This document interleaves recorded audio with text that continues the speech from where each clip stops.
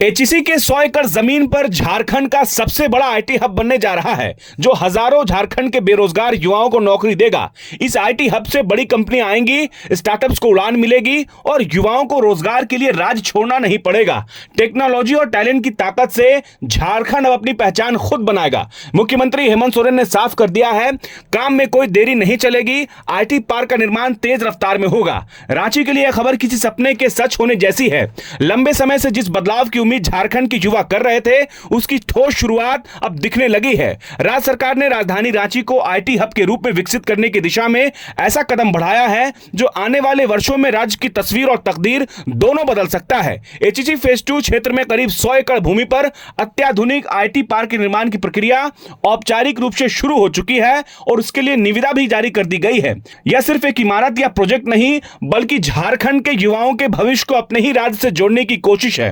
अब तक बेहतर करियर और ऊंचे पैकेज की तलाश में झारखंड के हजारों युवा बेंगलुरु, हैदराबाद, पुणे या गुरुग्राम जैसे शहरों की ओर रुख कर रहे हैं। लेकिन अब हालात बदलने वाले हैं। मुख्यमंत्री हेमंत सोरेन ने साफ कर दिया है कि राज्य के युवाओं को रोजगार के लिए बाहर जाने की मजबूरी नहीं होगी। रांची में ही उन्हें वैश्विक स्तर पर काम करने का मौका मिलेगा और बड़ी आईटी कंपनियां यहां निवेश करेंगी। आईटी पार्क के लिए चयनित कंसल्टेंट मास्टर प्लान के विस्तृत परियोजना रिपोर्ट तैयार करेगा, ताकि परियोजना अंतरराष्ट्रीय मानकों पर खरी उतर सके।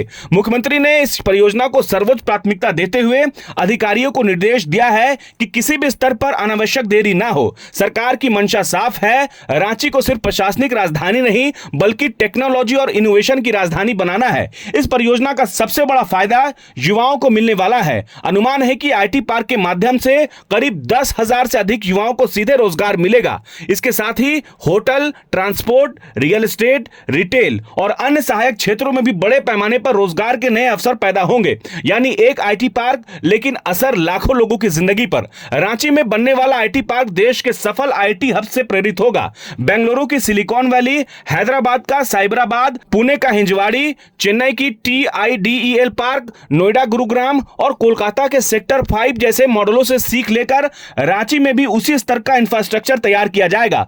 सरकार चाहती है कि यहां आने वाली कंपनियों को हर सुविधा मिले, जो देश के बड़े आईटी शहरों में उपलब्ध है। राज्य सरकार पहले ही गूगल, विप्रो, इंफोसिस, TCS जैसी दिग्गज टेक कंपनियों के संपर्क में है। हाल ही में गूगल के प्रतिनिधियों ने आईटी विभाग के अधिकारियों के साथ बैठक कर सुझाव भी दिए हैं, जिनके आधार पर मास्टर प्लान को आकार दिया जा रहा है। यह संकेत है कि झारखंड अब देश और दुनिया की बड़ी कंपनियों में निवेश मानचित्र पर जगह बनाने जा रहा है। आईटी पॉलिसी 2025 ने इस भरोसे को और मजबूत किया है। इस नीति के तहत निवेशकों को विशेष प्रोत्साहन, टैक्स में छूट, आसान नियम और बेहतर इंफ्रास्ट्रक्चर की सुविधा मिलेगी। इससे न केवल आईटी सेक्टर, बल्कि स्टार्टअप और डिजिटल इनोवेशन को भी बढ़ावा मिलेगा। सूचना प्रौद्योगिकी एवं ई गवर्नेंस विभाग की सचिव पूजा सिंघल के अनुसार मुख्यमंत्री के नेतृत्व में यह परियोजना तेजी से आगे बढ़ रही है और कई मल्टीनेशनल कंपनियां झारखंड में निवेश को लेकर उत्साहित हैं। विशेषज्ञों का मानना है कि आईटी पार्क के निर्माण के बाद रांची जल्द ही पूर्वी भारत के एक प्रमुख आईटी केंद्र के रूप में जाना जाएगा। यह पहल झारखंड के आत्मविश्वास की नई कहानी है। एक ऐसा राज्य जिसे कभी सिर्फ खनिज और प्राकृतिक संसाधनों के लिए जाना जाता था, अब टेक्नोलॉजी, स्टार्टअप और डिजिटल भविष्य की ओर मजबूती से कदम बढ़ा रहा है। रांची के लिए यह सिर्फ खुशखबरी नहीं, बल्कि एक नए युग की शुरुआत है।